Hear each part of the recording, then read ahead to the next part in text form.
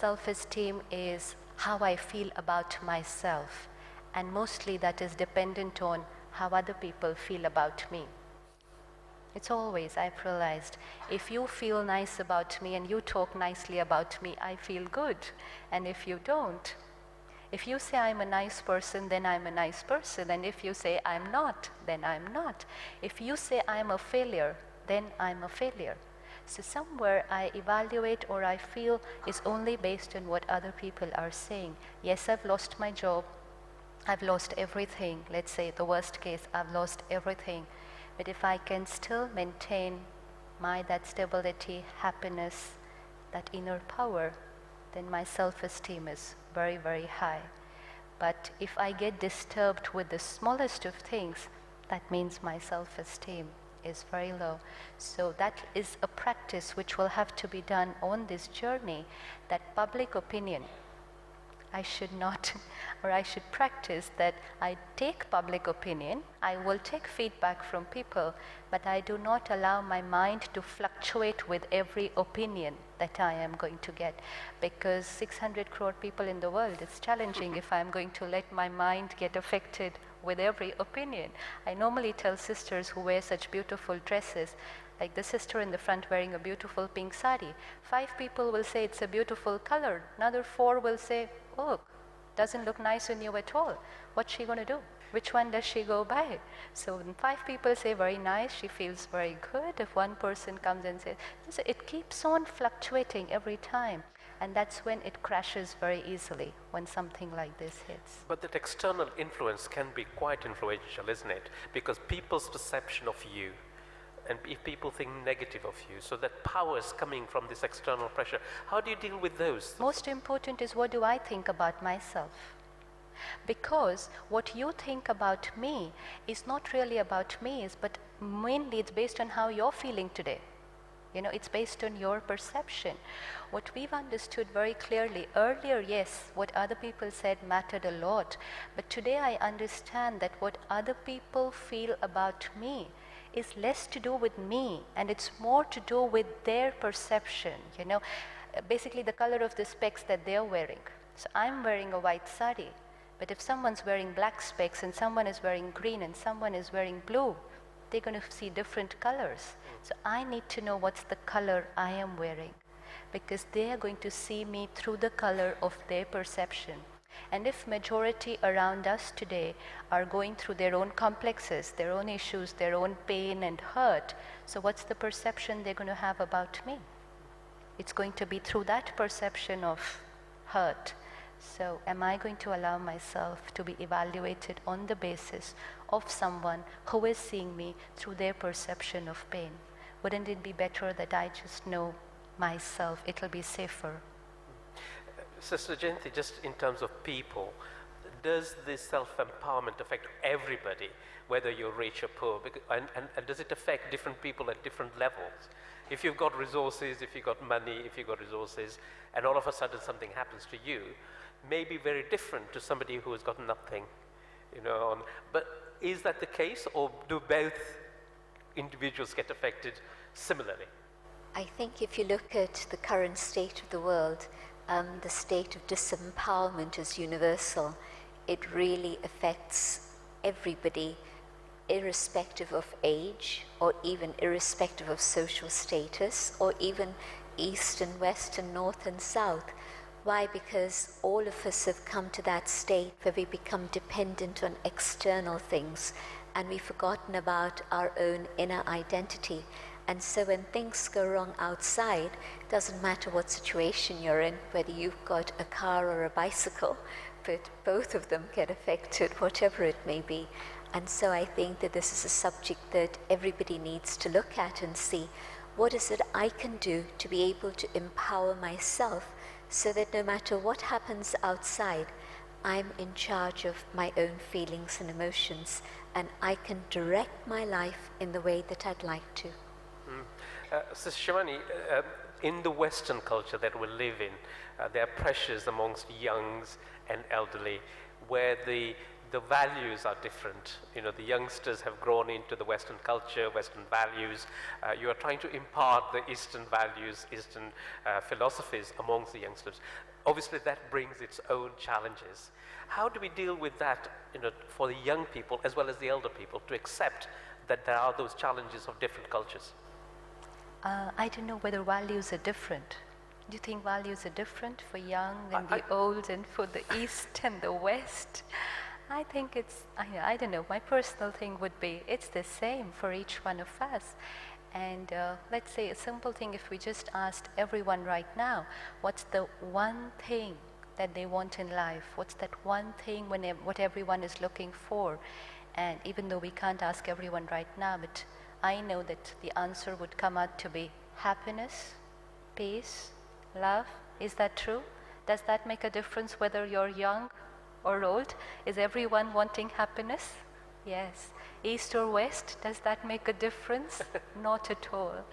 So it's not about, everyone knows, you know, everyone knows what they want. The only thing is, where are they looking for it? That's the big question. So everyone is looking for happiness, but probably sometimes in the wrong direction. Happiness is my own inner creation, it's my feeling, but I sometimes try and look for it in materialistic things. I look for it in my possessions, I look for it in my positions, and that's when we say that there is a difference in culture or there's a difference of opinion. But once I understand that I have to look for it here, it's my own feeling, then it doesn't matter which culture you belong to, and we're all unanimous with this, with our values, we're all the same. Let me give you an example of where I think those challenges come. Take a normal family where the elder person in the house was brought up in a particular way. You would do the normal house chores and issues of that kind, cooking and everything else. Youngsters know I can get a takeaway, I don't need to cook and things like that. Challenges comes where the elder person in the house will say, no, you have to come home, you have to cook, and you have to do science. So young person say, no, I don't have to do that because I can go and get the same issue from a different source. That begins to create tensions. So how do you then deal with those sort of challenges? I'll leave it open to both of you. I think one of the main things that's broken down is the whole thing of communication, where people just don't talk to each other. They talk at each other, but they don't really give each other the time of day to listen to each other and talk together properly. And I think that if I look even deeper than that, at the cause of why there's this breakdown in communication, it's a question of respect, or rather a lack of respect. And if we were to come back to self-empowerment and recognize our own inner value and value ourselves, respect ourselves, then it's very easy to respect the other. And then I'm willing to listen to what the other one has to say. So then the young person will say, yeah, it makes sense, let me learn how to cook. And the elder one would say, well, yes, I know that it's quite interesting to get a takeaway, so why not a couple of times a week we have a takeaway? And so you begin to communicate in a way that then becomes a bridge, instead of a separation and a conflict in which there's a polarization, which is what happens in families so often. You know, one gets stuck in one corner and the other gets stuck in the other corner. And now how is there going to be a mediator who can bring them together? And so they stay stuck, and the love, the joy, the beauty of family life has been forgotten. And so even if one of those two individuals comes back to spirituality and begins to appreciate and bring about a change within, then they can start making a bridge, and a family can come together in harmony once more. So Shivani, this looks like we're talking about meditation or looking at it oneself. Tell me about meditation and how does it help in a situation like empowerment? Meditation wouldn't help at that time. You don't sit and meditate when you are in the middle of the crisis or in the middle of that conflict. But meditation is channelizing your mind in the right direction, creating the right kind of thoughts. So we try and do that every morning to begin the day with. At the Brahma Kumaris, it's like a part of our lifestyle, that the day begins with some time for yourself, where you sit in silence. Silence doesn't mean we stop thinking, but we sit and check the quality of our thoughts. Not stop creating thoughts, but check and change the quality. And when the mind slows down, we're able to go down into the deeper layers of the subconscious, where all our belief systems are fitted. Like, for example, this particular case which you said, this would stem up from a belief system which is one of us is right and the other is wrong. It's always like that. In relationships, the conflict is always because which one is right and which one is wrong. And it's less about the food and it's more about deciding which one of us is right. And the argument is more about that. And now, when I sit in silence and I check my belief system, and then I delete this old belief system and I replace it with a new belief system that each one of us is right from our own perspective. So when I put that belief system in my subconscious in the morning hours, each one of us is right. There is never anyone who is wrong. Because from their perspective, if a younger generation wants to buy food, that's absolutely fine. And the elder one wants to cook, that's absolutely fine. We can sit and debate on this for hours. How would you decide who's right, who's wrong? Both are right. So when I put that into my subconscious, now the next time the situation comes, I'm able to look at the situation with this belief. Both of us are right. Like Jayantibhen said, respect. Respect means you are right. If I say I respect you but you are wrong, that's not respect. So you are right. And when you're right, then the energy that flows is very positive. Otherwise, there's blockage of energy. And then there is conflict. So when we sit in meditation, we just channelize our mind into creating the right thoughts, which we could do right now for a few minutes. I think it's time. If you could lead us into some meditation, that would be helpful. And all of us join in, please. We've all been listening for quite some time. Let's just sit comfortably, relaxed. We're not doing anything difficult, nothing abnormal. We're just something that's been going on and we were not aware of, and that is creation of our thoughts. We're just taking a few moments to try and look at my thoughts. Not stop them, suppress them, or control them, but to consciously create those thoughts which are healthy for me. Body relaxed and comfortable.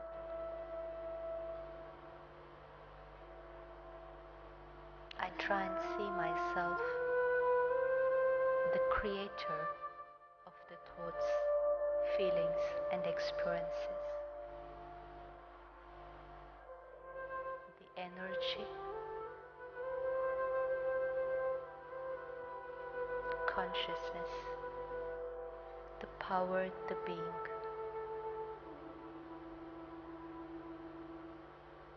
I am a powerful being.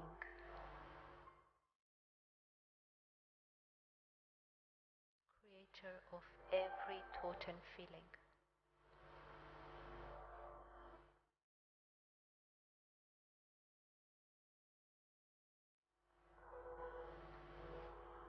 Any situation,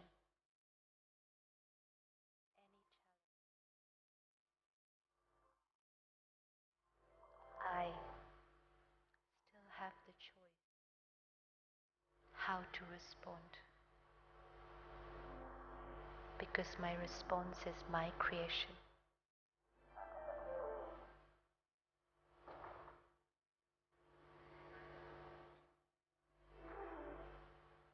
And I, the powerful being, choose stability.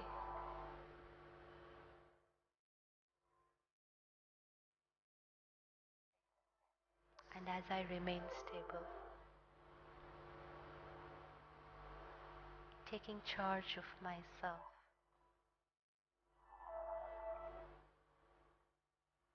the situation also comes into my control.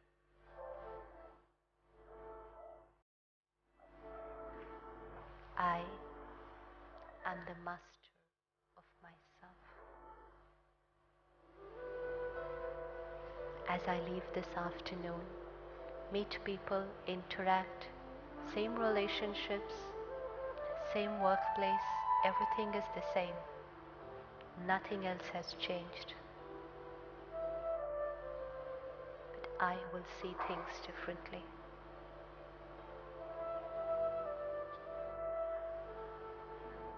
I, the powerful being.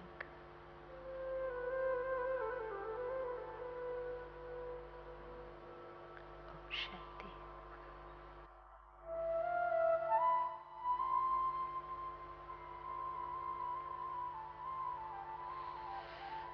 That's wonderful. I can see all the audience taking part in the meditation. Thank you for that.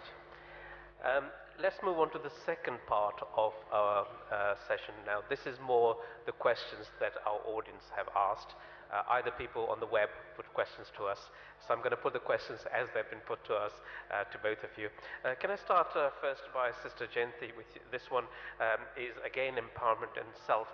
It's talking about self-control and discipline. And the question is, in today's materialistic world, where everywhere around us we see dishonesty, immoral attitudes, unethical practices, how does one empower oneself to create better ethics, better moral, and better good attitudes? I think first of all, I need to decide whether that's what I want. Because it becomes very easy to be influenced by all the external forces and say, well, that's the way the world is, and so that's the way I should go also. And if that's how I feel, well, I'll move along with the tide and go in the direction of negativity. But if there comes some point where I look at myself and I say, well, that's not what I want something else for my life, and you decide that for yourself, then you're moving against the tide, but what you're doing is being true to your own inner conscience. And then you say, okay, well, how can I set about this? And you begin to go into silence, because values and ethics are not outside, they're not in my anatomy anywhere, but they're within my own inner world, my own inner being. And so I begin to look inside and see, well, where is the truth that I had maybe as a child when I was innocent? Where is that joy that I used to experience? And today I've forgotten what joy feels like. And you know that it's there within you. And you spend time in silence looking inside and rediscovering it. Just on a similar question, this is similar to that, but this is about, to you, Sister Shivani, on this one, it's about how do you keep the mind positive. And the question is about that one tries to keep the mind positive, but is influenced by negative messages that keep coming from outside. How do you deal with that? Positive thinking is something we all want to do, and yet when we come down to doing it, we find it a little challenging. We need to understand for that what are the source of my thoughts, because we're talking of changing the quality of my thoughts. So thoughts are energy which is created, but what is the raw material that goes into creating this energy? Let's say, for example, a very close family member, husband or child, normally comes home by 6:30 in the evening every day, and now it's 7:30, it's 8, and still not home, and mobile not being picked or out of range or whatever, and I've tried calling friends and everything, no information. Simple situation comes quite often at home. Now I need to ask myself, what are the kind of thoughts that cross my mind at that time? Have most of us gone through these kind of situations? Now, I would think that while waiting for that person to come, it could be an hour or 2 hours, we even finish the funeral. That's the limit to which we can go with our negative thinking. We even start imagining our life without them, how it's going to be. So I need to ask myself at such a time that the person I love the most, and why am I having these kind of thoughts about them? And I would understand from my own personal experiences, it's the quality of information that we feed into ourselves day in and day out. Today, for most of us, the morning begins with the media. Yeah? Whether it's the newspaper in my hand and the television channel, the news channel there before me, nothing wrong with it. Everything is absolutely fine. But the quality of the information that I flood myself with in the first few morning hours, the quality is a question. How positive or how empowering is it, or how depleting or draining out is it? So mostly in the morning, if I'm going to read about accidents and violence and death and everything seems to go, then when a situation like this hits me, these are the only quality of thoughts that I would have. So at the Brahma Kumaris, we have this very beautiful, again, a system in my lifestyle, and that is the morning begins with taking in very pure, powerful, positive information, which is called knowledge, spiritual knowledge. Each one can choose what they like, but to begin the day, just at least 10-15 minutes, it's the food for the mind. So we need to ask ourselves, when was the last time we took in something positive? So unless I put it in, the question of creating positive thoughts doesn't arise. So the information I fill in is too much on the side of negative and violence, and that's why the quality of thoughts will be the same. So even if we do this simple thing of avoiding the newspaper in the first few hours of the morning, today science tells us that the first 2 hours our absorption power is very high. It's like a blotting paper. After that, this blotting paper gets a little saturated. So if I could put everything about what's happening in the world a little later, it's a little better and safer for me. And I could begin the day with taking in something very powerful for myself. Then I will not have to make effort to create. You cannot make effort to create positive thoughts. That will only, you'll try. You'll create one positive thought and after that again get exhausted. But when you fill in the food, thinking will be natural. It's just about eating the right diet. After that, the diet will take care of itself. It will give you health automatically. But is that energy retained? You said the importance of the early morning, preserving that energy in you, positive energy. But in the world we live, the negative messages are there all throughout the day. And how does that early morning retention of energy maintain the whole day? What we do is we begin the day with about 15 to 20 minutes, not just positive energy, positive information, reading or studying. At the Brahma Kumaris, we read the spiritual, godly versions every morning. Then we churn on it for 10 minutes, like whatever I've read, and then I will churn on it and see how this applies to my practical life and how it works for me today in the whole day. That is meditation. And then a very beautiful thing that we do is after every 1 hour, we pause for 1 minute. It's a little break that we give to the mind, and take that 1 minute and again create a very positive thought. Like for example, we just created a thought, I am a powerful being. Now if I do this in the morning but then don't take care of it throughout the day, I'll tend to fall back into my old thinking pattern. So after every 1 hour, if we can take out this 1 minute, again create the thought, I am a powerful being, or happiness, peace is my original nature. Then that effect of that 1 minute lasts for quite some time into the next 1 hour. And then after some time, it's again my next minute. And then gradually, negative thinking had become a habit, and now by consciously practicing, positive thinking becomes natural and it becomes a habit.